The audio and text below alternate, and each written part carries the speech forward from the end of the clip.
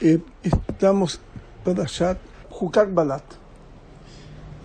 Jucat, la que primero se lee, y Jucat es una pedalla corta, muy poquito, pero se pei casi 80, casi 90, 86 creo que es, Pesukim. Pero vamos no a hablar como lo que se habla siempre, sino que hablo más adelante.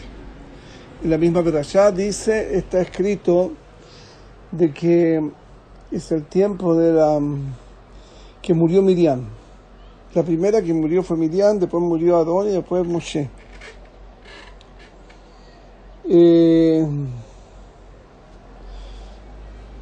Dice que Miriam, que Miriam fue la que, por el mérito de Miriam, apareció Hashem le dio a Israel el pozo de agua que recorrió todo el desierto. Ese fue un milagro muy grande, un desierto no hay agua.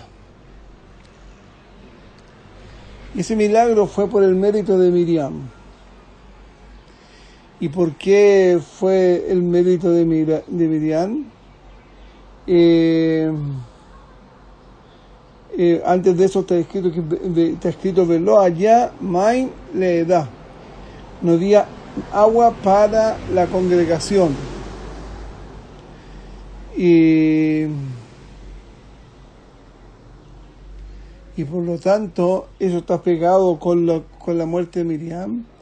Y de ahí se estudia de que por mérito de Miriam que tuvimos acceso al pozo que recorrió que estuvo con Am Israel todos los años del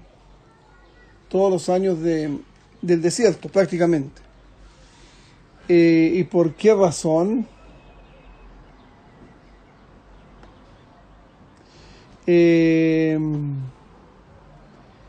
Después vino la muerte de Aarón. Y nosotros hemos estudiado en varias partes que Aarón a Cohen, él tuvo el mérito de Ananea Cabot.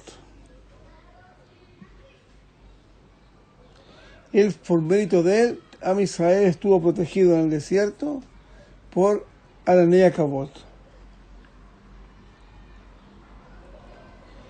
Y eso también se estudia en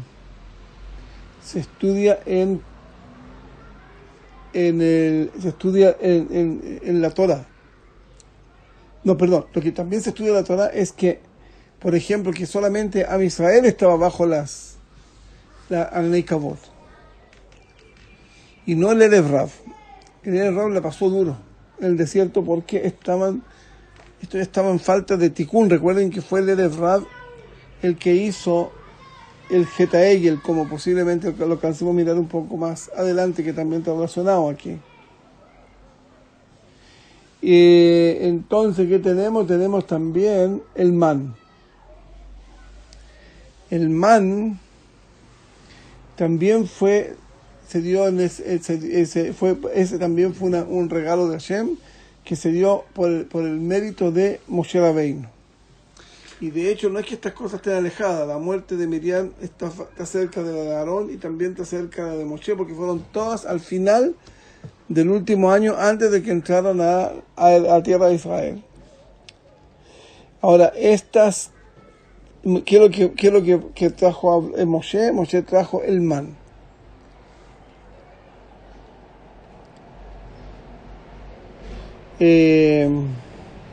Y cada una de las cosas está en relación con la persona misma. ¿Qué es lo que hizo Miriam? Miriam se preocupó mucho de que las mujeres puedan tener marido, que estar con el marido. Y para eso las mujeres tenían que estar puras. Y para conseguir esa pureza había que las mujeres que llevarla a la tevilá. Y la tevilá es maim, es agua. Y por eso se le dio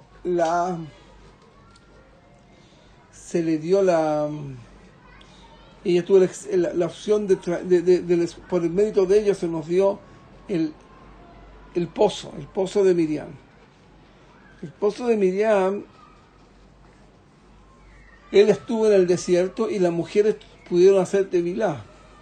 La pregunta que uno siempre tiene es, ¿dónde había agua para hacer tevilá? Porque el pozo era prácticamente para agua para tomar. Bueno, tenemos que decir que ahora ustedes van a decir, a lo mejor se puede sacar de ahí y ponerlo en una piscina. No, eso no se puede hacer. Esa agua de pozo que había ahí se llaman aguas vivas. Y las aguas que se recogen y se juntan de nuevo ya no son aguas vivas, ya no purifican. Entonces de ahí tenemos que ver que las mujeres hacían tevilá en ese mismo pozo. Otra cosa más, que también los Kohanim tienen que estar puros y se purifican por la muerte de sus familiares. De acuerdo a la posición que tenga cada Kohen. Y eso también implicaba tener el pozo de Miriam. Era un pozo que para demasiada gente. La pregunta es si el de Rav también, o si a lo mejor pagará. Y no hay ninguna razón para pensar que no ellos no cumplían la pureza, porque la pureza es algo muy esencial en el pueblo de Israel. Imagínense la cantidad de gente que había ahí.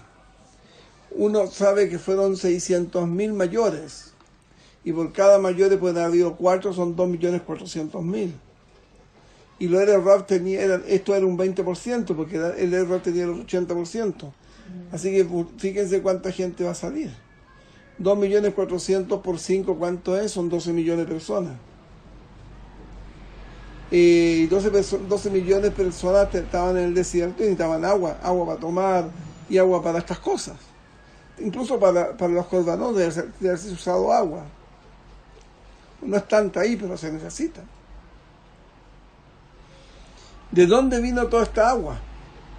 Es una pregunta que siempre me he hecho. Y la única opción es que, bueno, como dijimos antes, del ver Miriam. Eso ya era un milagro. Pero también tenemos que decir que había otro milagro. Que toda esta gente, digamos, que venían a hacer tevilá, digamos una vez al mes, son 30 días, son 29, 30 días. 30 días dividido por la cantidad de gente era bastante. Eran aproximadamente como 400.000 personas al día. ¿Dónde usted va a tener tiempo y espacio para eso? Pero Hashem lo puede todo. Imagínense un minuto, un espejo, o una pieza llena de espejos. Y una especie llena de espejos, uno se ve a sí mismo aquí, allá, en todas partes. Eso Hashem lo puede hacer también con todo. Y ya puede ser que el mismo pozo está en todas partes. Pero esas son cosas más elevadas. No cualquiera puede entender eso, hay gente que no entiende cosas que no puede ver. Es lo mismo como las frecuencias de radio. Han visto que hay una que se llama frecuencia modulada y otra que se llama, no sé cómo se llama la frecuencia de radio normal, FM, AM. Bueno, las dos son una realidad que está pasando aquí y ninguna se conoce a la otra. No sabemos cuántas realidades están pasando aquí mismo de un teléfono, porque los teléfonos funcionan con frecuencias de radio. Usted prende tu teléfono y puede estar conectar con una persona de Estados Unidos. Si tiene un teléfono bueno que puede captar cualquier onda de radio, puede captar las conversaciones que se cruzan aquí. Están pasando aquí en mi pieza en este minuto cientos de miles de comunicaciones que ninguna se ve con la otra.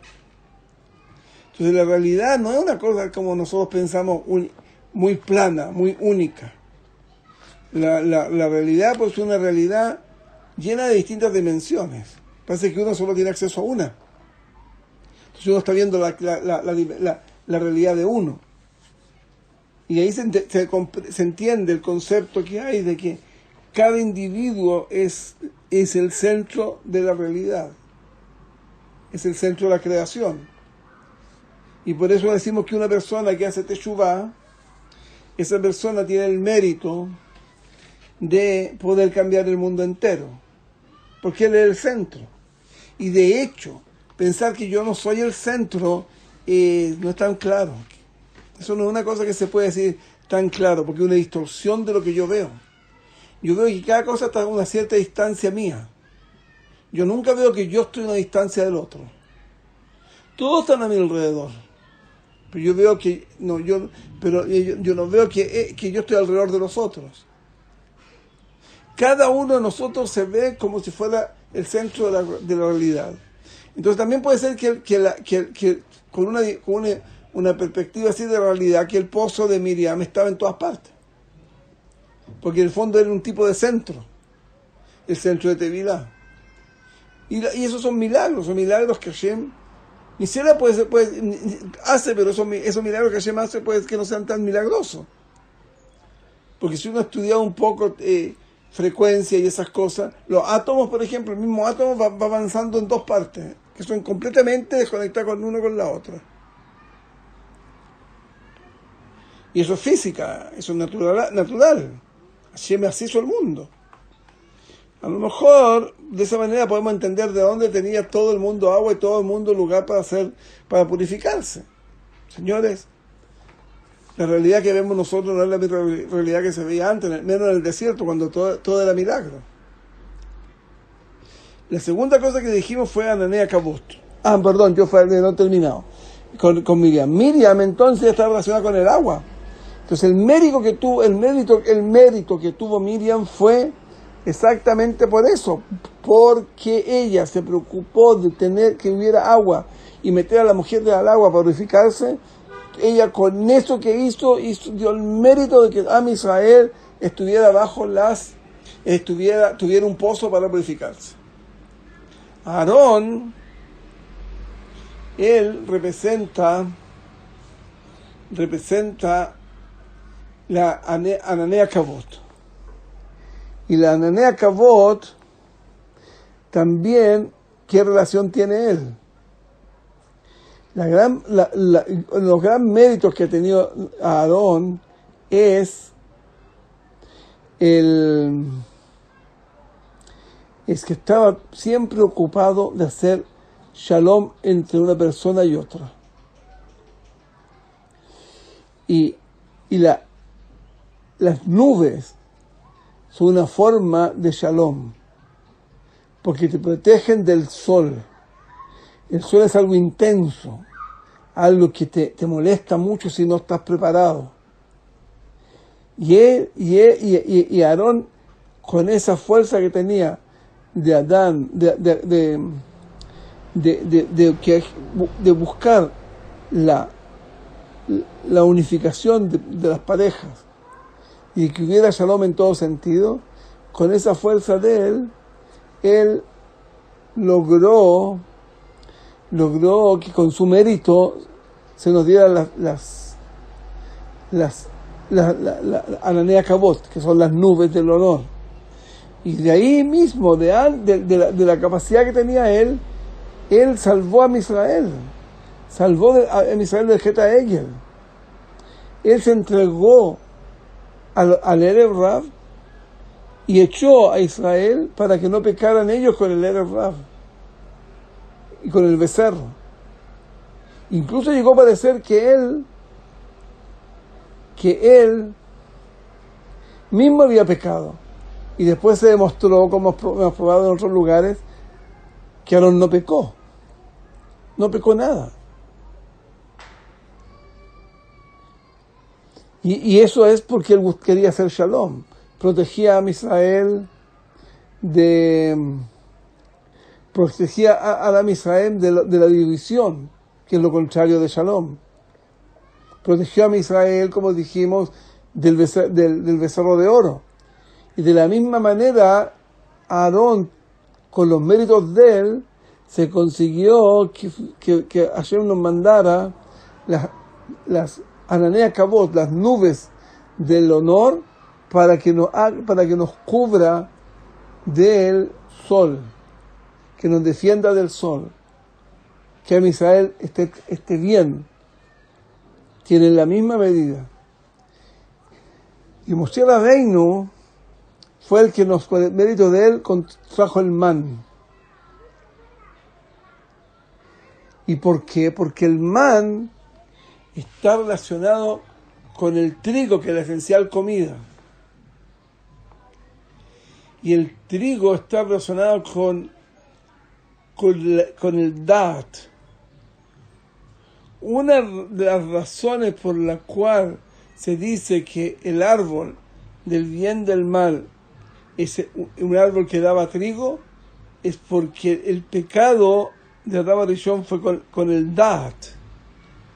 El Da'at está pegado con la inteligencia esa que uno tiene.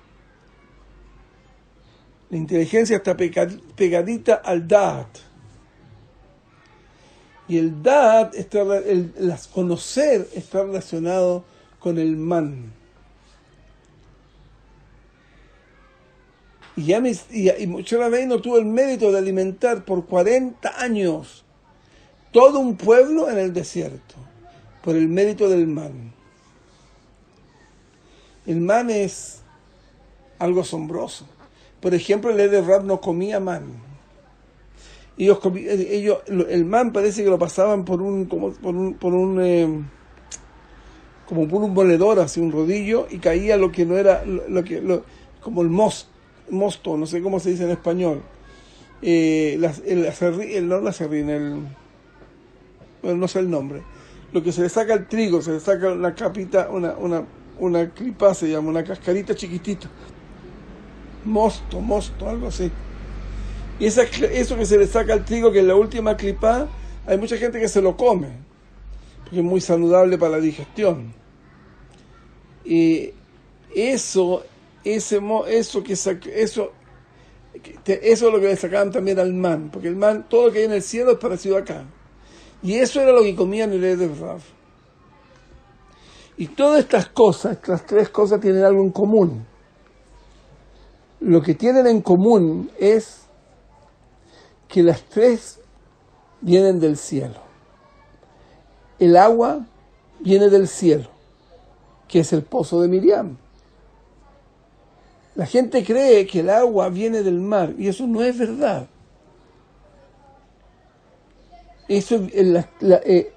Hashem dijo que separó las aguas de arriba y las aguas de abajo. Y el agua de la lluvia viene de arriba, no de las de abajo, no del mar. Se abren las ventanas que tiene la raquía y ahí pasa y entra el agua. ¿Y las nubes para qué son? Son para los incrédulos.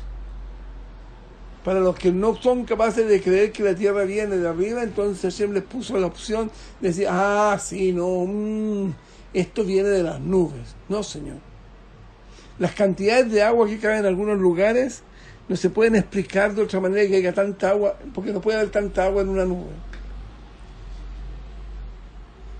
Y nosotros tenemos un problema muy grave, porque si a nosotros nos enseñaron cuando niños que el agua venía de las nubes, entonces me cuesta mucho aceptar. Yo digo, oye, pero tráeme pruebas de eso.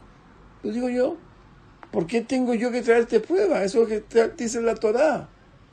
El que tiene que traer de pruebas que la Torá está equivocada son los del otro equipo, no nosotros. Cuando yo le digo a la gente, oye, la tierra es plana, me dice, pero Rabí, no traiga pruebas. Me trae unas pruebas que no son pruebas de nada, pero no importa. Ya trae unas pruebas, unas fotos que son procesadas en la computadora. Y yo les digo, no, pero no es así, señores. El que tiene que traer pruebas eres tú, no yo. Porque nosotros hemos sido educados para creer lo que dicen lo que dicen las ciencias, entre comillas, las ciencias. Pero lo que dice la ciencia, por ejemplo, en medicina va cambiando cada 2 o 3 años, cambian todos los remedios. Y ahora, por ejemplo, sacaron unas vacunas para la corona, y yo ya perfectamente sabido que no funcionan, pero ellos son tan inteligentes en lo que hacen, que si tú dices no funciona, bueno, entonces trae tú una prueba. No, hombre, tú tienes que traer, tú que estás trayendo estas vacunas, tienes que tú traer las pruebas de que la vacuna funciona, no que yo traiga pruebas que no funcionan. Pero el mundo funciona así, y en todo pensamos así. Nosotros, la gran, ¿cómo explicarlo? La gran prueba que vamos a tener cuando venga el Mesías, y si no, y es muy posible que sea la primera prueba, y la más grande, es lograr entender que toda la ciencia es simplemente basura. Basura bien ordenada. Es como hoy en día la gente, en vez de darle comida normal, hacen carne de gusano o carne de zancudo, de moscas. Y con esa es la carne que van a comer. Bueno, ¿están comiendo basura? Claro que están comiendo basura. Ah, pues lo que pasa es que está aliñadito, tiene buen gusto. Bueno, no porque la basura se haya aliñado, tenga un buen aderezo, eso significa que no es basura. Aquí el asunto es fabuloso. Están hablando del climático, del problema climático. El problema climático es un problema que no es de hoy en día. Hace 40 o 50 años ya estaban con el cuento, pero ellos tienen tiempo. Entonces ellos dan un paso y retroceden medio paso cuando ve que la cosa se les complica. Entonces partieron, lo hace mucho, decían que el calentamiento de la Tierra, pero hoy en día ya no hablan de eso porque les falló. Ellos dijeron que iban a haber tremendas cantidades de agua en el mar en el año 22 o en el 23, no la apuntaron porque por el contrario, los hielos se aumentaron. Porque el cambio no es el cambio del climático, es otro tema, el tema nuevo que tienen ahora. Le cambiaron de nombre porque el nombre de antes, que era el cambio, el calor de la Tierra y eso no les funcionó. Entonces tienen otro. ¿Y qué quieren con todo esto? ¿Qué tanta importancia? Bueno, ellos en europeo, cualquier europeo normal, él comparado con una persona de Latinoamérica o de Asia, ellos son ricos, entre comillas, por lo menos culturalmente. Bueno, esa gente tienen de todo. Y como tienen de todo, entonces ellos piensan, hay que cuidar la tierra es para que la cuidemos. Y para que dure mucho tiempo. Bueno, a mí, ¿qué me importa que dure mucho tiempo si nosotros vivimos 120 años y estamos esperando el Mesías? Y la tierra tiene un dueño, se llama Hashem. No, señor, no hay que preocuparse. Entonces ahora vamos a tener puros remolinos y vamos a tomar no sé qué agua, de dónde. Y todas esas cosas que están pasando, que lo justifican eso solamente gente que ya tiene una posición buena. Captar energía del sol, eso no es barato, no cualquiera puede. Cuando en países de Latinoamérica hay lugares, hay pueblos que son de 70 millones de personas que no tienen agua para beber, y en África, y si tú ves que de repente tienen un grifo en la calle, en África es porque están pasando una película, pero no que lo que realmente es la medida de África. Y en China lo mismo. En China la mayor parte de los chinos son pobres como fueron siempre.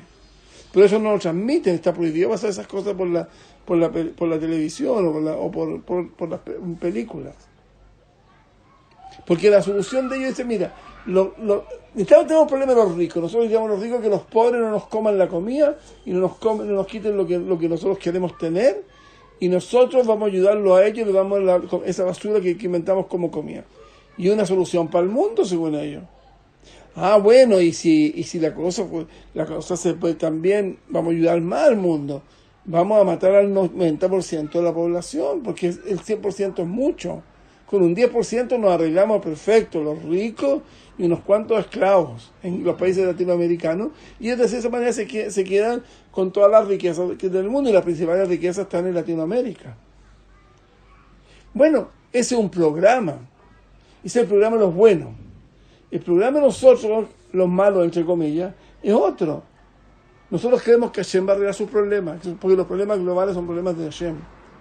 El problema global no es un problema nuevo, ya lo pasaron en la Torre de Babel. Y Hashem se enojó mucho con ellos, con esto se va a enojar igual. Entonces, ¿qué tenemos que hacer nosotros? Nosotros tenemos que hacer lo siguiente para poder pasar este cuento. Lo que tenemos que hacer es emuná. Como lo ha hecho pero cientos de veces, emuná y beret, fe ciega, en lo que está en la Torá y lo que nos explicaba Hazal. Y también con eso hay que tener cuidado, porque aquí ha habido gente que ha borrado partes, ha cambiado partes, Por eso hay que tener muy buenos rabinos que personas que estén conectados con rabinos buenos, y esos que tengan con otros buenos, pero son gente que no se va a dejar corromper. Yo últimamente he estado pensando esta cosa de que pasó en España, la Inquisición. Hoy en día, con el asunto de la Inquisición, en Perú hubieron autos de fe, como se llamaban, que son los juicios que le hicieron a los judíos, que eran a los judíos españoles. Ellos se hicieron en Lima hasta el año 1890, lo cual no es mucho tiempo. He escuchado que hasta en algunos países de Latinoamérica, hasta 1960 y algo, no se había eliminado las leyes de la Inquisición. ¿Y por qué? Se preguntan algo, ¿por qué razón se hizo esto? Yo les voy a contestar algo insólito. El David dice que la tierra de Israel, que Jerusalén y la tierra de Israel, que en Jerusalén estaba la tribu de Judá, porque ahí estaba el reinado de David Amelech. David Amelech y su descendencia reinaron en Jerusalén y Hebrón. El resto, en el norte, en el sur de Israel, reinaban la tribu de Efraín. Después el Naví repite eso. Repite y dice una cosa muy asombrosa. Dice que la tribu de Judá está en España. Y ahí estaban los descendientes del rey David. La Torá de España es una cosa que comparada con la Torá que tenemos hoy en día, es indescriptible. Y después dice el Rambam dice que el rey Mesías viene de España, porque ahí estaban los descendientes de David Amelech. El Gaón Vilna, con una visión tan profunda, él dijo que el Mesías va a venir de Latinoamérica. Y la razón, porque ahí están los descendientes, ahí está la tribu de Yehudá. Y hoy en día investigaciones de los genéticas dice que hay más o menos 60 millones de personas que tienen sangre judía española. ¿Entienden lo que es eso, no? Mi gran pregunta es, ¿cuál fue la razón de la Inquisición de matar a los judíos? Bueno, porque toda la historia, la tribu de Efraín trató de exterminar a los judíos. No solo eso, sino que hay escritores que hablaron, que yo leí por ahí hace bastante tiempo, pero que los 600.000 soldados que llegaron de Roma a Jerusalén y conquistaron Jerusalén eran de la tribu de Efraín. Y todo este tiempo, hasta la Inquisición, las cruzadas y esas cosas, eran intenciones de quitar Jerusalén de Yehudá, porque de alguna manera yo estaba reflejado por Yehudá.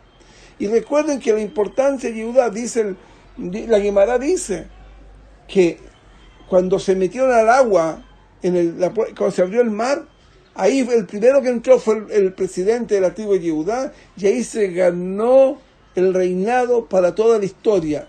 Y los de Efraín no creyeron en eso, tampoco creyeron en Hashem.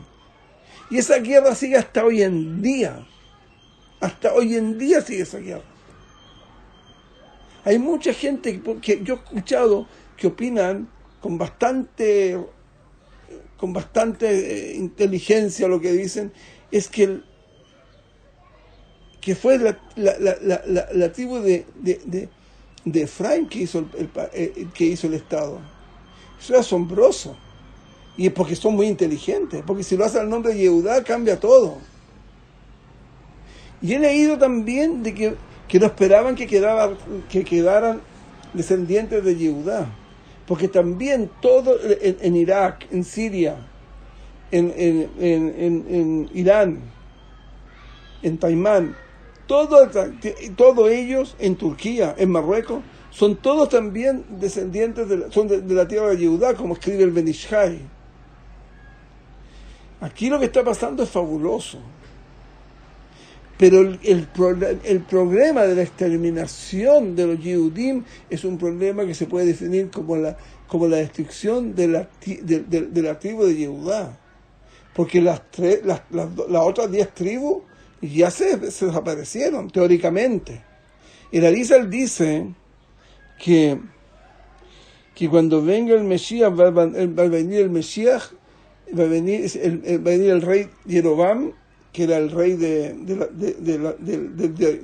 reinado de Israel, que era de la tribu de Efraín, iba a llegar y va a hacer Teshuvá y va a volver en Teshuvá a Shevet Efraín. Eso sí que quiere decir que Shevet Efraín está y existe. Yo podría contarles más cosas de esto, pero no es el momento y no sé cuándo va a llegar el momento, pero lo que tenemos que hacer nosotros es mucha Teshuvá, entender lo que está pasando en el mundo. No tener peleas con nadie, que nos unamos como hermanos y que hagamos el servicio divino en el mundo y que Hashem nos dé la fuerza para que nuestros keilim, nuestros tiestos, estén preparados para la luz que va a venir cuando venga el Mesías y que podamos recibirla en nuestros keilim. Shabbat Shalom, Umeborach.